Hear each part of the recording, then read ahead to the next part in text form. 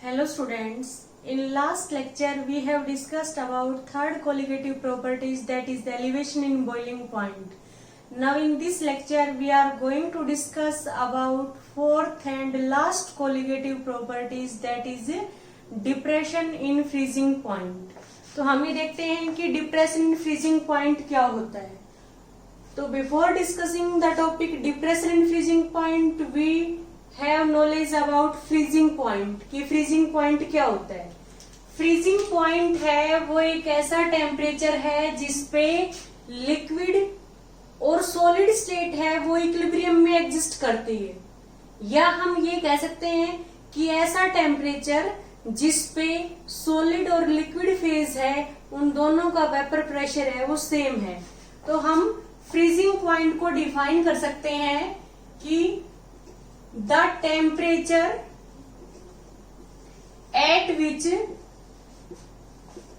solid and liquid form of a substance exist in equilibrium.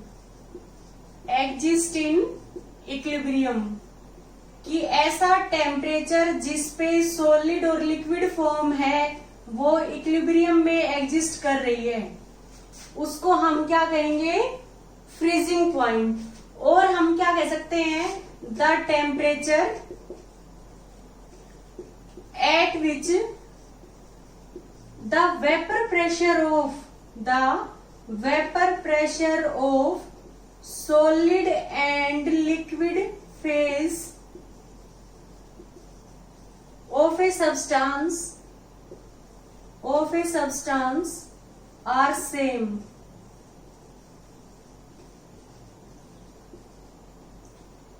हम कह सकते हैं कि the temperature at which vapor pressure of solid and liquid phase of a substance is same is known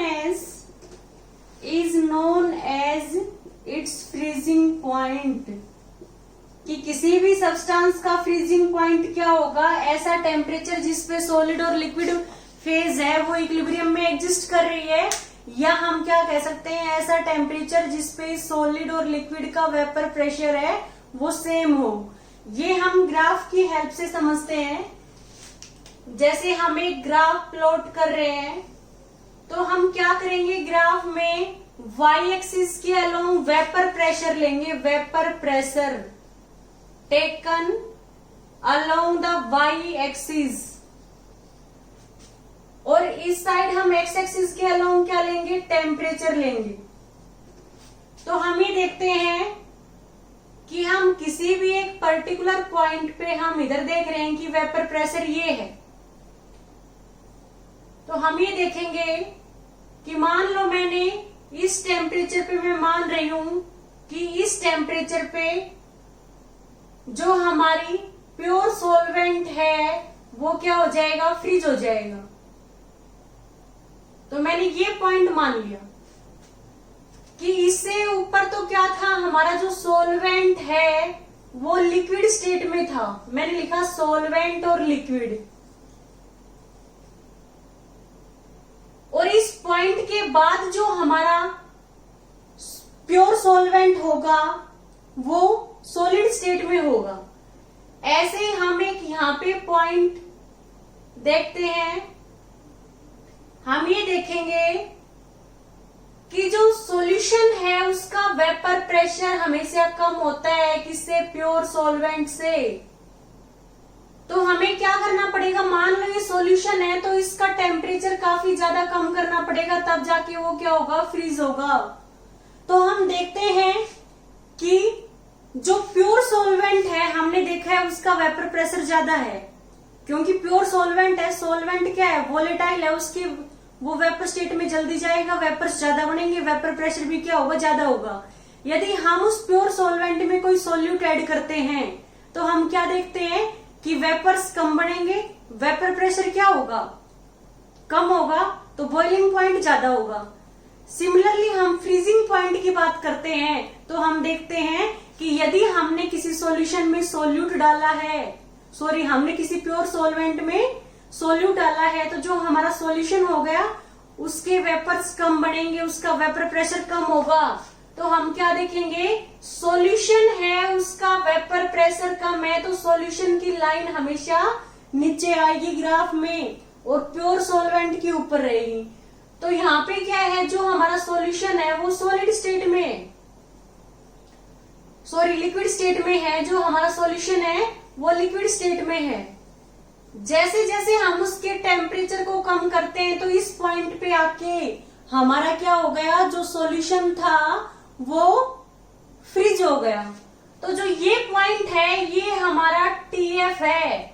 TF का means क्या है, freezing point और freezing temperature of solution. और ये पॉइंट है, इस पे क्या है कि जो प्योर सॉल्वेंट था इस पॉइंट पे फ्रीज हो गया।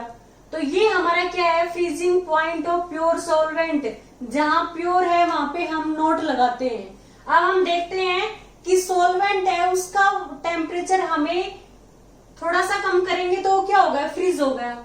बट सॉल्यूशन का टेम्परेचर काफी कम करना पड़ेगा तब जाके वो क्या होगा, फ्रीज होगा। तो जो फ्रीजिंग पॉइंट है सॉल्यूशन का वो कम होता है किससे, प्योर सॉल्वेंट से।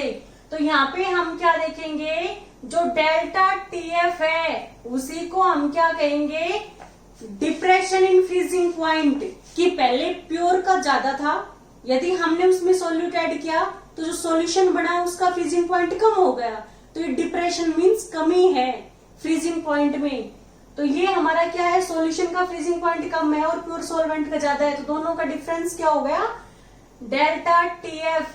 इसको हम क्या लिखेंगे, depression in freezing point. Delta TF है हमारा freezing point. Depression in freezing point हमारा क्या होगा, T note F minus T F. तो हम देखते हैं कि इस पॉइंट के बाद हमारा जो ये सॉल्यूशन था ये किस में आ गया, सॉलिड स्टेट में। ऐसे ही हम ये देखेंगे कि इस पॉइंट के बाद हमारा जो ये सॉल्वेंट है किस में आ गया, सॉलिड स्टेट में। तो हमने इस तरह का ग्राफ प्लॉट किया है, ये हमारा ग्राफ आया है। तो हम देखते हैं कि इस यहाँ पे इस पॉइंट के बाद हमारा जो सॉल्वेंट है वो फ्रोजन स्टेट में है। फ्रोजन का मीन्स क्या है, सॉलिड स्टेट में है। और जो हमारा ये पॉइंट था इस पॉइंट के बाद हमारा क्या है, सॉल्यूशन है वो फ्रोजन स्टेट में है। इस पॉइंट के बाद दोनों क्या है, इक्विलिब्रियम में एग्जिस्ट कर रहे हैं। कौन, हमारा जो हम सॉल्वेंट और सॉल्यूशन की बात करते हैं। तो हम ये देखते हैं कि सॉल्यूशन के लिए ये पॉइंट है, इस पॉइंट पे जो हमारा लिक्विड फेज है और सॉलिड फेज है दोनों इक्विलिब्रियम में एग्जिस्ट कर रही है। मींस इस टेम्परेचर से हम थोड़ा सा इंक्रीज करेंगे तो सॉल्यूशन हमारा किस में होगा, लिक्विड स्टेट में। और इससे थोड़ा सा डिक्रीज करेंगे तो हमारा सॉल्यूशन किस में होगा, सॉलिड स्टेट में। तो इस टेम्परेचर पे ये सॉलिड स्टेट और जो लिक्विड स्टेट है ये इक्विलिब्रियम में एग्जिस्ट कर रही है। और इस पॉइंट पे सॉलिड और लिक्विड का जो वेपर प्रेशर है वो क्या है, कांस्टेंट है, इतना रहेगा हमारा। ऐसे ही प्योर सॉल्वेंट की बात करते हैं। प्योर सॉल्वेंट का ये फ्रीजिंग पॉइंट है। इस टेम्परेचर पे ये लिक्विड जो फेज है और नीचे क्या है, ये सॉलिड फेज है, दोनों इक्विलिब्रियम में एग्जिस्ट कर रही है। इस टेम्परेचर से थोड़ा सा ज्यादा करेंगे तो हमारा सॉल्वेंट लिक्विड स्टेट में होगा और थोड़ा सा कम करेंगे तो हमारा सॉलिड स्टेट में होगा। तो इस टेम्परेचर पे, ये टेम्परेचर हमारा क्या है, freezing point of pure solvent. इस टेम्परेचर पे हमारा जो सॉल्वेंट है वो क्या है, इक्विलिब्रियम में एग्जिस्ट कर रहा है। उसकी जो सॉलिड और लिक्विड फेज है वो इक्विलिब्रियम में एग्जिस्ट कर रही है। तो हमने यहाँ से क्या देखा कि डेल्टा टीएफ है, डिप्रेशन इन फ्रीजिंग पॉइंट, वो किसके इक्वल है, टी नॉट एफ। ज्यादा होगा किससे, टीएफ से, क्योंकि सॉल्यूशन का फ्रीजिंग पॉइंट क्या होगा, कम होगा। तो डेल्टा टीएफ क्या हो गया, T not F minus T F. इसी को हम डिप्रेशन इन फ्रीजिंग पॉइंट कहेंगे। हम क्या देखते हैं कि the freezing point of solution is always less than freezing point of pure solvent. Freezing point of pure solvent. This is known as depression in freezing point. This is known as depression in freezing point. Depression in freezing point कि pure solvent है उसका ज्यादा है freezing point और solution है हमारा उसका freezing point है वो कम है, कि जो फ्रीजिंग पॉइंट है सॉल्यूशन का वो हमेशा कम रहेगा किससे, freezing point of pure solvent. इसी को हम क्या कहेंगे, डिप्रेशन इन फ्रीजिंग पॉइंट। हम देखते हैं कि जैसे हमारा ये ए पॉइंट है ये बी है, तो ए बी जो लाइन है ये क्या रिप्रेजेंट कर रही है कि जो हमारा सॉल्वेंट है वो लिक्विड स्टेट में है, बट बी पॉइंट पे क्या होगा, जो सॉल्वेंट की लिक्विड और सॉलिड फॉर्म है वो क्या है, इक्विलिब्रियम में एग्जिस्ट करेगी। ये हमारी बीसी लाइन होगी। ये बीसी लाइन के अलोंग क्या है, हमारा जो सॉल्वेंट है वो सॉलिड स्टेट में है। ऐसे ही हमने ये डी माना और ये ई पॉइंट है। डी पॉइंट क्या बता रहे, जो डी लाइन बता रही है कि हमारा सॉल्यूशन क्या है, लिक्विड फेज में है। जैसे यहाँ पे टेम्परेचर पहुंचेगा, हमने टेम्परेचर कम किया तो यहाँ पे जाके क्या होगा, हमारा सॉल्यूशन फ्रीज हो गया। तो जो इसी लाइन क्या बता रही है कि हमारा जो सॉल्यूशन है वो सॉलिड स्टेट में है। तो ये पॉइंट है, ये हमारा क्या है, फ्रीजिंग पॉइंट ऑफ सॉल्यूशन, और ये हमारा क्या है, freezing point of pure solvent. Pure solvent का फ्रीजिंग पॉइंट हमेशा ज्यादा होगा किससे, फ्रीजिंग पॉइंट ऑफ सॉल्यूशन से। तो इन दोनों का जो डिफरेंस हो गया वो हमारा क्या हो गया, delta T F, depression in freezing point. अब हम नेक्स्ट देखते हैं कि जो डिप्रेशन इन फ्रीजिंग पॉइंट है वो हम देखेंगे जितना ज्यादा हम सोल्यूट ऐड करेंगे सॉल्वेंट के अंदर उतनी ज्यादा क्या होगी, डिप्रेशन इन फ्रीजिंग पॉइंट। तो नेक्स्ट हम क्या देखते हैं कि जो डिप्रेशन इन फ्रीजिंग पॉइंट है वो डायरेक्टली प्रोपोर्शनल है किसके, कंसंट्रेशन या मोलैलिटी ऑफ द सॉल्यूशन के। तो हम देखेंगे depression in freezing point, depression in freezing point, freezing point directly proportional किसके है, molality of the solution, molality of the solution. जो हमारा सॉल्यूशन है उसकी मोलैलिटी के डायरेक्टली प्रोपोर्शनल है। तो हम यहां से क्या देखेंगे, delta T F equal to directly proportional किसके हो गया, हमारा एम के, और यहां से delta T F equal to क्या हो गया, के एफ इंटू एम। तो जो ये के एफ है ये हमारा क्या है, मोलल डिप्रेशन कांस्टेंट, और इसको हम क्रायोस्कोपिक कांस्टेंट कहते हैं। तो के एफ हमारा क्या हो गया, molal depression constant, molar depression constant, और क्रायोस्कोपिक कांस्टेंट, क्रायोस्कोपिक कांस्टेंट। हम यहां से इसकी यूनिट देखेंगे तो वो हमारी क्या होगी, के एफ क्या हो गया, यहां से टी एफ डिवाइड में क्या हो गया, एम, टी एफ डिवाइड में क्या हो गया, एम। तो टी एफ क्या है, टेम्परेचर है, इसके हमने केल्विन मान ली, और मोलैलिटी की यूनिट क्या होती है, मोल पर केजी। तो जो के एफ की यूनिट है, जो मोलर डिप्रेशन कांस्टेंट है या क्रायोस्कोपिक कांस्टेंट है, उसकी यूनिट क्या हो गई, केल्विन। किलोग्राम ऊपर जाके क्या हो गया, ये पर किलोग्राम, ऊपर जाके क्या हो गया, किलोग्राम, नीचे मोल है, ऊपर जाके क्या हो गया, मोल इनवर्स। तो जो हमारी के एफ की यूनिट क्या होगी, केल्विन किलोग्राम मोल इनवर्स, या degree Celsius kilogram mole inverse if temperature is given in degree Celsius. अब हम क्या देखते हैं, इसको हम डिफाइन कैसे करेंगे के एफ को।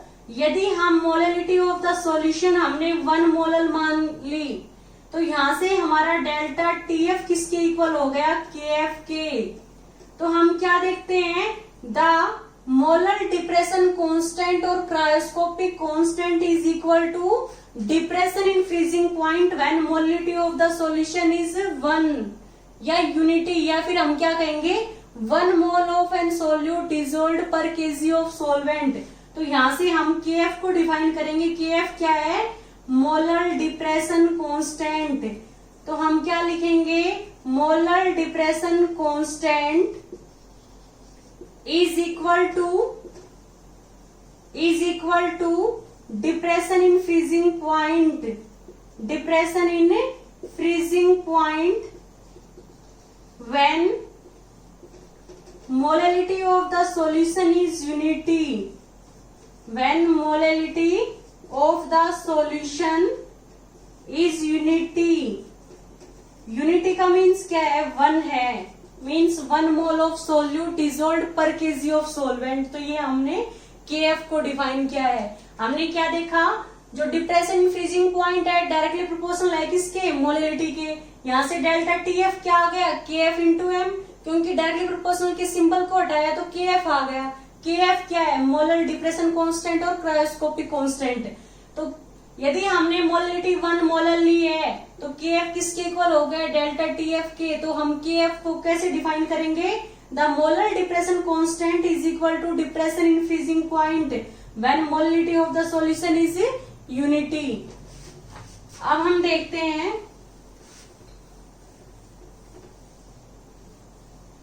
यदि हमने delta TF equal to KF into M है, इस फॉर्मूला में यदि हम मोलैलिटी की का फॉर्मूला पुट करते हैं, मोलैलिटी क्या है, number of moles of solute, वो किसके इक्वल होगा, W2 अपॉन M2 इंटू क्या हो गया, 1000 अपॉन W1। यदि आपको सोलवेंट का मास ग्राम में गिवन है तो ऊपर 1000 जाएगा, क्योंकि ग्राम को किलोग्राम में चेंज करने के लिए 1000 से डिवाइड करेंगे, 1000 ऊपर चला गया।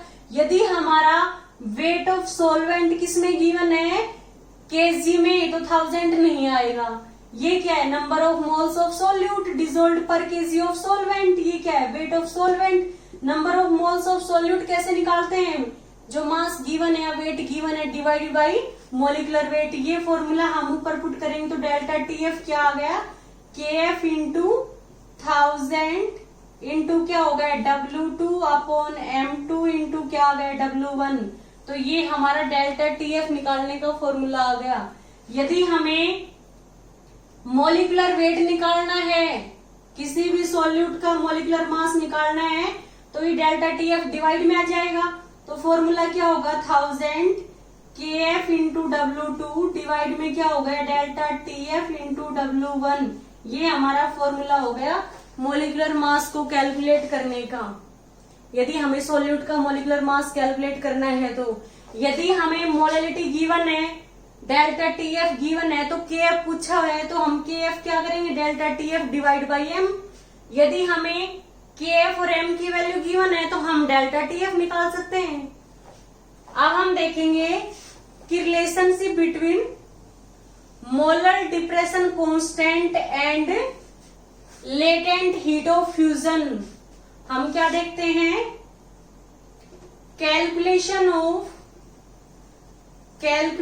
Of molar depression constant, molar depression constant from latent heat of fusion, latent heat of fusion. तो हम फॉर्मूला देखेंगे कि हमें लेटेंट हीट ऑफ फ्यूजन और मोलर डिप्रेशन कांस्टेंट के बीच में रिलेशनशिप देखना है। तो हम क्या देखेंगे, हमारा KF किसके इक्वल होता है, RT0 स्क्वायर अपॉन क्या होगा, 1000 LF। क्या फॉर्मूला पुट किया है, KF equal to RT0 square upon 1000 LF। R क्या है, गैस कांस्टेंट। T0 क्या है, जो हमारा प्योर सॉल्वेंट है उसका फ्रीजिंग पॉइंट है। LF क्या है, latent heat of fusion. KF क्या है, मोलर डिप्रेशन कांस्टेंट। तो यहाँ पे हम LF देखेंगे, LF क्या है, molar heat of fusion. Sorry, हम यहाँ पे क्या लिखेंगे, latent heat of fusion. Latent heat of fusion पर ग्राम ऑफ सोलवेंट, कि जो हमारा सोलवेंट है उसका 1 ग्राम है, उसकी लेटेंट हीट ऑफ फ्यूजन क्या है। हमें ये पता है कि LF हमारा क्या होगा, डेल FH, F का मतलब हम फ्यूजन भी लिख सकते हैं, डिवाइड बाई M1, कि ये तो जो डेल फ्यूजन एच है ये तो क्या है, लेटेंट हीट ऑफ फ्यूजन पर मोल ऑफ द सोलवेंट। यदि हमें 1 ग्राम की निकालनी है तो हम उसके मोलिकुलर मास से डिवाइड कर देंगे, ये हमारी 1 ग्राम की आ गई। तो ये LF क्या है, लेटेंट हीट ऑफ फ्यूजन पर gram of the solvent. Del fusion H क्या है, लेटेंट हीट ऑफ फ्यूजन पर मोल ऑफ द सब्सटेंस। ये फॉर्मूला हम यहाँ पुट करेंगे तो KF किसके इक्वल आ गया, RT0 स्क्वायर अपॉन 1000 और नीचे क्या आएगा, डेल फ्यूजन H और ऊपर क्या आ गया M1। ये हमारा फॉर्मूला हो गया KF और डेल फ्यूजन H के बीच में रिलेशनशिप। यदि हमें डेल फ्यूजन H निकालना है, KF गिवन है, प्योर जो सॉल्वेंट है उसका फ्रीजिंग पॉइंट गिवन है, मोलिकुलर मास गिवन है, तो हम इस फॉर्मूला में वैल्यू पुट करके डेल फ्यूजन H निकाल सकते हैं। तो जो हमारा डेल फ्यूजन H है ये क्या है, latent heat of fusion, latent heat of fusion पर मोल ऑफ द सॉल्वेंट, पर मोल ऑफ द सॉल्वेंट। यदि हमें R की वैल्यू पुट करनी है तो R की वैल्यू क्या है, R is a gas constant 8.314 joule पर केल्विन पर मोल। और वाटर का फ्रीजिंग पॉइंट कितना होता है, 0 डिग्री सेल्सियस मीन्स 273 केल्विन। अब हम इस जो कोलिगेटिव प्रॉपर्टीज है, डिप्रेशन इन फ्रीजिंग पॉइंट, इससे रिलेटेड हम कुछ न्यूमेरिकल डिस्कस करते हैं।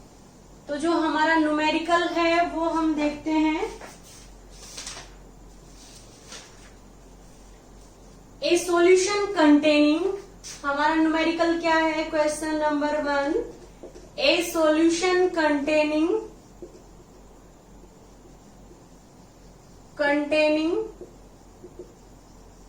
34.2 ग्राम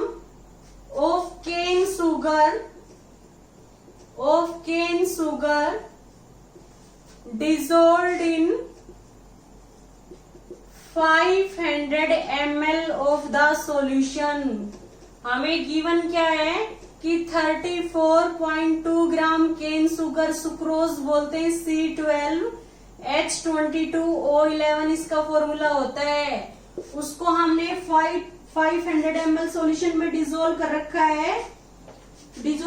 है, तो फ्रोज होगा a solution containing 34.2 gram of cane sugar dissolved in 500 ml of the solution freezes at, हमें टेम्परेचर गिवन है और टेम्परेचर कितना गिवन है, -0.374 डिग्री सेल्सियस।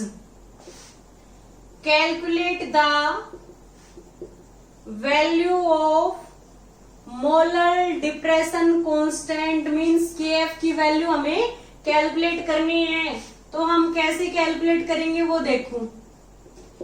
हमें गिवन है 34.2 ग्राम ऑफ केन सुगर है, तो हमें मास गिवन है सॉल्यूट का, mass of solute that is W2, हमें गिवन है 34.2 ग्राम।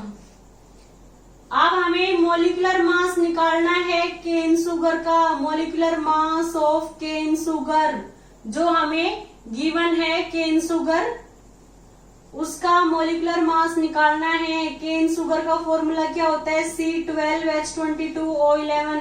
कैसे निकालेंगे, 12 कार्बन है, एक कार्बन का मास क्या होता है 12, हाइड्रोजन 22 है, एक का मास क्या होता है 1, ऑक्सीजन 11 है, एक का मास क्या होता है 16, टोटल हो गया 342 ग्राम पर मोल।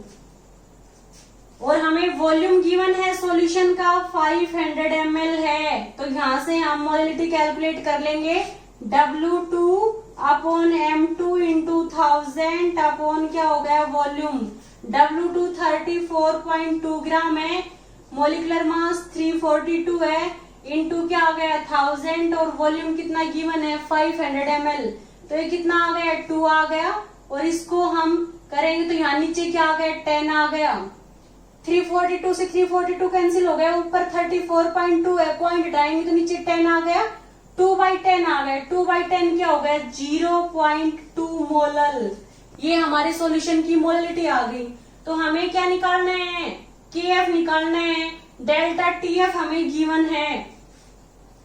हमें क्या गिवन है कि जो हमारा सॉल्यूशन है वो फ्रोजन होगा कितने पे? -0.374 डिग्री सेल्सियस। तो हम ये देखते हैं कि सॉल्यूशन का फ्रीजिंग पॉइंट है, तो हमें डेल्टा TF निकालना है। कैसे निकालते हैं? T0F minus TF। अब हमें पता है प्योर जो वाटर है उसका हमारा कितना होता है? Freezing point 0 degree Celsius minus TF क्या है? सॉल्यूशन का फ्रीजिंग पॉइंट और कितना गिवन है? -0.374। तो यहां से क्या हो गया? माइनस माइनस प्लस हो गया, 0.374 डिग्री सेल्सियस। तो डेल्टा TF आ गया, मोललिटी आ गई। हमसे KF पूछा है, तो फॉर्मूला क्या होता है? Delta TF equal to KF into M। तो हमें KF निकालना है, क्या होगा? Delta TF upon M। तो हमने देखा यहां से क्या होगा? हमारा डेल्टा TF 0.374 डिग्री सेल्सियस है और मोललिटी क्या है? 0.2 मोल पर केजी है हमारी, मोल पर केजी। तो हम क्या देखते हैं? ऊपर से जब हम पॉइंट हटाएंगे तो नीचे क्या आ गया? 1000। नीचे का पॉइंट हटाएंगे तो ऊपर 10 गया। तो ये हमारा क्या हो गया? 37.4 डिवाइड बाई 2 कितना आ गया? 18.7 degree Celsius kg mole inverse. ये हमारी वैल्यू आ गई। 2 1 जा 1 हो गया, 2 8 जा क्या हो गया? 16 हो गया। अब 2 7 जा 14 हो गए। तो हमारा 18.7 degree Celsius kilogram mole inverse. क्योंकि KF हमें निकालना है, वो क्या होगा? Delta TF upon M। Delta TF हमने निकाला है 0.374 डिग्री सेल्सियस, डिवाइड में क्या हो गया? 0.2 मोल पर केजी। क्योंकि मोललिटी क्या आ गई? 0.2 मोलल। मोलल का मीन्स क्या है? मोल पर केजी। तो हम क्या देखते हैं कि डिग्री सेल्सियस ऊपर है, नीचे मोल, ऊपर जाके मोल इनवर्स, केजी पर केजी, ऊपर जाके केजी। तो degree Celsius kg mole inverse आ गया। जब हमने इसको सोल्व किया 0.374 डिवाइड में 0.2 तो हमारा कितना आ गया? 18.7। ओके स्टूडेंट्स, यदि आपको इस लेक्चर में कहीं कोई डाउट हो तो प्लीज आप हमें कमेंट करें। Okay, thank you students.